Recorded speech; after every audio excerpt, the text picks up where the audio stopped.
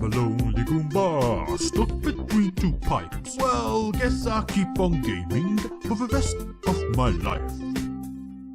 Well, long-time viewers might be thinking, yo, Goomba, where's that SpongeBob intro parody at? Well, some bugger copyright claimed all my SpongeBob videos because of it. So, yeah, that's the end of that then. That's the last time I tried to do anything special. But anyways, I heard they're doing a remaster of SpongeBob Battle for Bikini Bottom. A lot of people seem to love the original, so figured I'd check it out, you know. I like me some good games, believe it or not, so I picked it up. This is the game everyone's talking about, right? Right? Well, it better not suck is all I can say. Now let's check it out. So for story, Plankton over here is making a bunch of robots to steal the Krabby Patty's secret formula. But he forgets to pull the big giant flashing obey Plankton switch, and now they've all gone wild. Don't you just hate it when that happens? Not really sure why he can't just pull the switch now though and solve the problem. I mean, come on, it's right there, mate. It's not too late, you know, just flick the switch and problem solved. So, SpongeBob goes to work, only to find the robots have scared away all the customers and stolen all the Krabby Patties. Mr. Crab then tells us to go to the chum bucket, stop Plankton, and save his business. And that's about it. But hold up a minute, if the chum bucket literally across the road from a Krusty Krab, shouldn't take too long, right? Should be done in about, 5 minutes? But nope. Cause for some unknown reason, we're heading down to Sandy's place. Even though she stood right there, she's literally there, SpongeBob. Why are you going down to her house? I don't get it. First level then, and yes, SpongeBob, as you might expect. You can jump, float, do this, and shoot bubbles. Which incidentally, is the only way you can defeat these robots. Even though they can't actually hurt you, you just sort of push them around, you know. Yeah, great robots, Plankton. You did a real good job with that one, didn't you? So yeah, oddly enough, the game is more of a puzzle platformer than any other SpongeBob game I've played. In fact, the game has a ton of similarities with Klonoa Empire of Dreams on the GBA. I know that's a freaking obscure reference, so I won't get bogged down with it the entire video, but I'm telling you, the structure, puzzles, enemy types, bonus games, the layout of the HUD, it's all from Klonoa. Even the way enemies reappear from portals is the same. What a weird game to base a SpongeBob game around, eh? You know, I'm sure the one Klonoa fan watching this video will get a kick out of that. But moving on. So later, we're introduced to Mystery the Seahorse, who basically serves as an overweight, fat-ass clunky Yoshi. You can eat things, spit 'em out, and even do a little flutter jump. Just look at it. You can practically hear Yoshi coming from this thing. Heck, the game even makes you jump off the back and send him off to die, just like Yoshi. Man, it must really feel good to know that your life has that much value. So eventually, we'll make it to Sandy's Sea Dome. Some reason, but we can't breathe, and I have no idea how not to die. You expect me to climb this entire tree in 60 seconds? It's not gonna happen, mate. Gotta say though, I like how SpongeBob's face gets increasingly more fucked as time goes on. He's like, yeah, this is okay, I could do this, to, I'm losing confidence in your abilities, to, oh fuck, I'm gonna die. And he's right, he is gonna die, cause once the timer reaches 0, he fucking falls apart. I mean, his eyeballs aren't even connected to his body anymore. Talk about being a drama queen.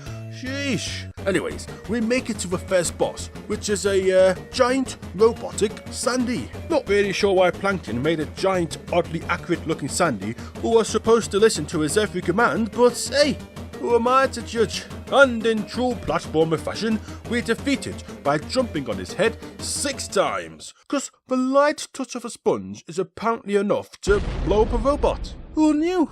On to World 2 then, and we're in a little town going through houses and stuff, and wait a minute, we're back at the bleeding Krusty Krab. I thought we was headed to the chum bucket. Granted, I did wonder why it was taking so long just to cross the street, but we're literally back where we started. I guess we just nip down to Sandy's to dehydrate to death, and then pop back here. As you do. Nice little day out, you know. So, instead of just crossing the street again, we're heading out to Jellyfish Fields. And even Mr. Krabs has had enough of our time wasting shit and gives us a bollocking for wasting time. To be honest, I'm starting to think SpongeBob is just lost and he's too embarrassed to ask for directions. We've all been there. Hey look, there's some floating underwear over here. Wait, did the game just wolf whistle at SpongeBob? I mean, look, I understand there's nothing quite as erotic as a soggy pair of floating Y-fronts, but you've got to learn to control yourself. It starts with a wolf whistle, but before you know it, you're in jail.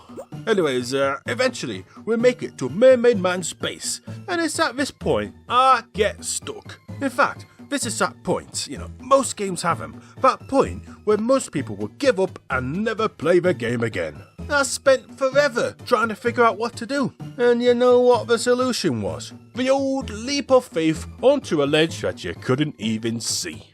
Quality game design. And I'm not kidding you, these levels are just getting massive. Even after figuring out the leap of faith, this still took another 20 minutes for a single level in a handheld SpongeBob game. Not really sure who thought that was a good idea, but there you go. It's not like I've got anything better to do anyway than just waste all my time playing crappy SpongeBob games, so God, my life really does suck, doesn't it? But we're on to the next boss, and holy crap, that is terrifying. Looks like Blankton put all the effort into that sandy bot, and then slapped together this terrifying monstrosity in a few minutes. Just look at those eyes. And now it's chasing us. Oh shit, mate, I'm not gonna lie. I'm legit quite scared right now. It's a good job all these explosive bomb robots are just chilling, or we'd really be in trouble. And people say bombs are dangerous. Just saved my life, that did. Bomb experts. What do they know, eh? Nothing, that's what. So we kill it, and Patrick says it looks handsome, which is a weird thing to say, considering it just tried to kill us. But I guess Patrick has discovered his fetish for killer robots or something like that. So, at least there's that. He's on his way now, lads. He's on his way. Next world then, and we're heading to rock bottom some reason. Literally the furthest point away from where we want to go, but okay. And look, it's our old buddy Squidward. Let's see what he has to say. How is it you always manage to find me, SpongeBob? Can't you tell I want to be alone? Amen, brother. Amen. And, what did you think of my Squidward voice, eh? If you liked it, leave a comment below. If you thought it was shit, what else with you? Anyways, we then end up in this shithole, and Sandy is here too. Yeah, it's totally normal just to hang around a place with literal toxic waste blobs just floating about, isn't it? I do it all the time. But seriously, have you seen this place? You got acid, you got smog, and you got about 100 toxic waste barrels knocking about. All this has really opened my eyes a bit. The ocean is precious, and we need to protect it from the dangers of mankind. So, the next time you're about to use a plastic straw, just stop and think about our friend SpongeBob dying a horrific death from toxic waste. Together, we can make a difference. We can save the turtles.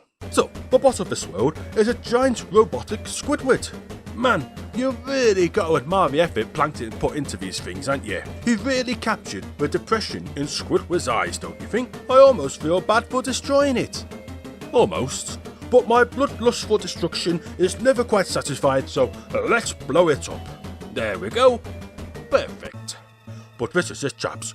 The final world. We've made it to rock bottom. Well, technically, I've been at rock bottom for about 2 years, but that's besides the point. But hey, it doesn't seem too bad here. They got some good public facilities, actually. You got yourself an information centre, some creepy looking vending machines, and you even got public bathrooms. You don't see those very often these days. Yes, the two genders. Question mark and upside down question mark. Glad we finally cleared that one up. So, after riding on a giant hand, and going back to Mermaid Man's base for no particular reason, and completing more gigantic never-ending levels, we make it to the Chum Bucket. At last. Took over 5 hours to get here, so It better be worth it. But look, to be real, it's just more of the same. It's big, it's unforgiving, and it takes like 20 minutes to complete. For real, mad respect for anyone who beat this game as a kid. But we've made it, the final boss. And look, it's Plankton. Looking pretty small there actually. So small in fact that SpongeBob doesn't even bother to make eye contact. It just looks right over him the entire time. Bit rude. He then repeats the story to us again, just in case you forgot. Not that anyone would ever forget such an epic story, but better safe than sorry. And now, it's time to destroy this duplicating machine thingy-mabob. And honestly, it's pretty easy, considering the hell we went through to get here. You just gotta spit bombs into this funnel, and that's about it. But after that, an evil robotic SpongeBob appears. And he's pretty easy too. I gotta say though, Plankton, I know you ain't an expert fry cook or anything, but you probably ain't gonna be making much money with explosive metal patties, you know? Are you sure you want to pursue a career in fast food? I mean, like look, you got a giant lab, you can build amazing complex robots. There's a lot of money in that. For real, just accept that fast food isn't for you, Plankton. There's no shame in that. You gave it a good shot, but it's time to try something else, okay, Plankton? Anyways, we beat Plankton, we get 3 lines of dialogue, and then this happens. Yeah, just look at that animation. And you can't skip it either. You just gotta watch the entire thing. 5 minutes of SpongeBob walking like he had a stroke. Probably the best way to end the game, actually. Now, if you don't mind, I got some important business to attend to. This toxic waste ain't gonna empty itself, you know. Into the ocean it goes. That's right, you heard me. Fuck the turtles.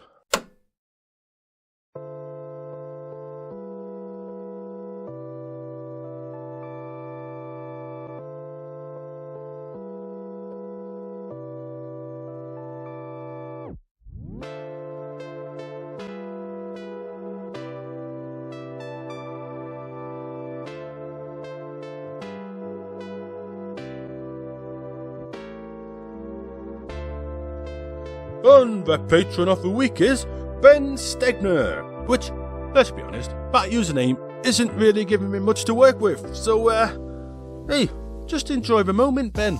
Enjoy it, yep. You've earned it.